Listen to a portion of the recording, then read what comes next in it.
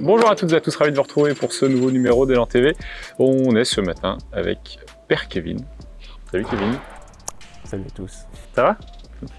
Ça va et toi? Ça va. Kevin, on va revenir évidemment sur la défaite face à Lille la semaine dernière. Ça n'a clairement pas été une bonne semaine pour nous parce qu'on a perdu donc, à Évreux de 7 points le mardi. On s'est incliné ici pour la deuxième fois de la saison face à Lille de 4 points. Est-ce que tu peux revenir sur cette défaite face à cette belle équipe nordiste, il faut le dire quand même?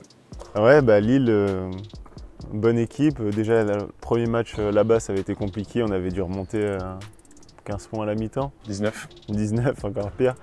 Voilà, pareil, on les a laissés rentrer dans le match. On était derrière tout le match.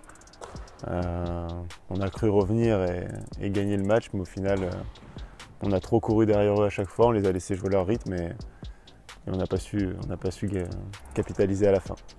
Comment ça fait plusieurs matchs qu'on a parfois du mal à démarrer et samedi ça nous a porté préjudice, mais est-ce qu'il y a une explication particulière au fait qu'on a parfois du mal à rentrer dans ces matchs?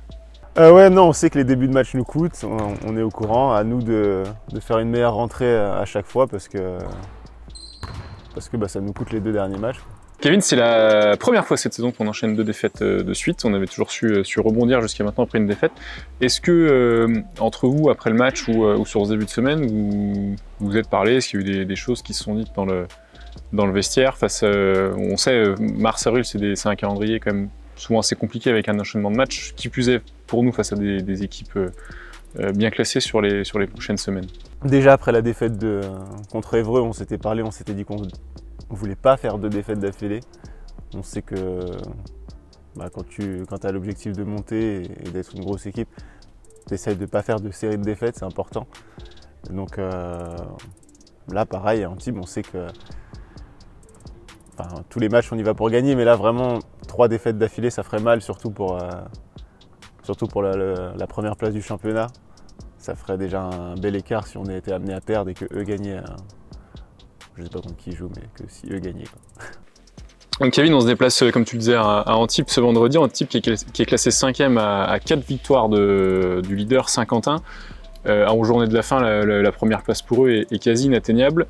Est-ce qu'on peut clairement dire que du coup la pression est sur nous et que vous allez aborder ce match presque comme une finale à l'instar de tous les autres qui vont suivre pour justement cette première place? Ouais, comme j'ai dit tout à l'heure, nous ça doit être une finale parce qu'on ne veut pas perdre 3 d'affilée déjà. On a l'objectif de la première place et ça nous coûterait trop, je pense. Après, c'est jamais fini. Il y a eu des paris il y a 2-3 ans, ils sont montés parce qu'ils ont fait 12 d'affilée. Les autres ont perdu. Bois avait 4 victoires d'avance, ils ont perdu leur dernier match. Donc non, c'est pas fini, mais ça va être très compliqué pour eux, c'est sûr. Mais peu importe, ils sont chez eux, ils jouent quand même pour la gagne. Donc je pense que ça sera un beau match. Juste pour rappeler que l'année dernière, à la même époque, Nancy avait 3 victoires de retard sur Saint-Chamond qui était leader et qui a fini aussi sur 12 victoires consécutives pour monter. Kevin, on passe aux questions fans? On passe aux questions fans. Allez, première question de MLLR Axel. Est-ce qu'on t'a déjà vanné sur ton nom de famille avec Harley Davidson? Jamais. Non, mais c'est arrivé plein de fois évidemment.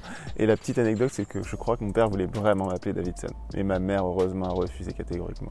Après, je ne sais pas si c'est vrai ou pas, mais c'est l'histoire qu'il m'a racontée. Alors, deuxième question de Com BDB.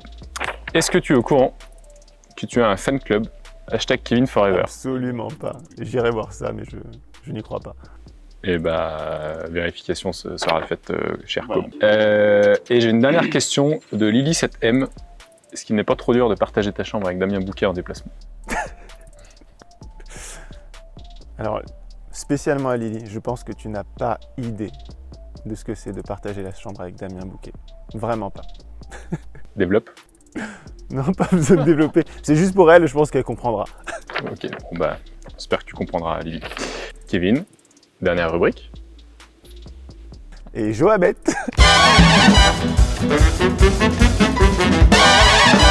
C'est parti, Kevin, je te fais parier sur de l'Euroleague. La Coupe du Monde est terminée. L'Euroleague, c'est pareil. L'Euroleague. Ah, je sais que t'es un grand suiveur de l'Euroleague. Et on a deux belles affiches pour les playoffs. ce jeudi 16 mars.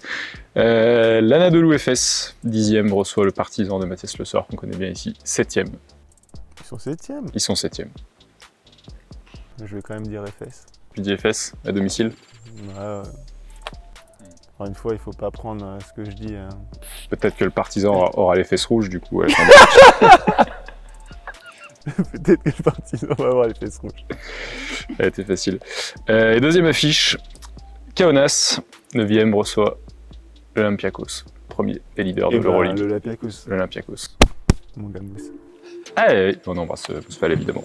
Merci Kevin pour toutes ces réponses. On te souhaite un bon match vendredi à Antibes. Le match sera évidemment diffusé sur LNB TV et au bar Le Spot. Kevin, on vous retrouve donc vendredi soir à Antibes, match diffusé sur LNB TV et au bar Le Spot à Châtenois-le-Royal comme d'habitude. Et nous on se retrouve pour le prochain match au Colisée le samedi 25 face à Champagne avec la présence des danseuses lituaniennes de Ritas et un téléphone à gagner avec notre partenaire ABC comme SFR. Pendant le match, affiche à ne pas manquer du haut de tableau. Kevin, bon déplacement à Antibes. Avec le groupe Girardot.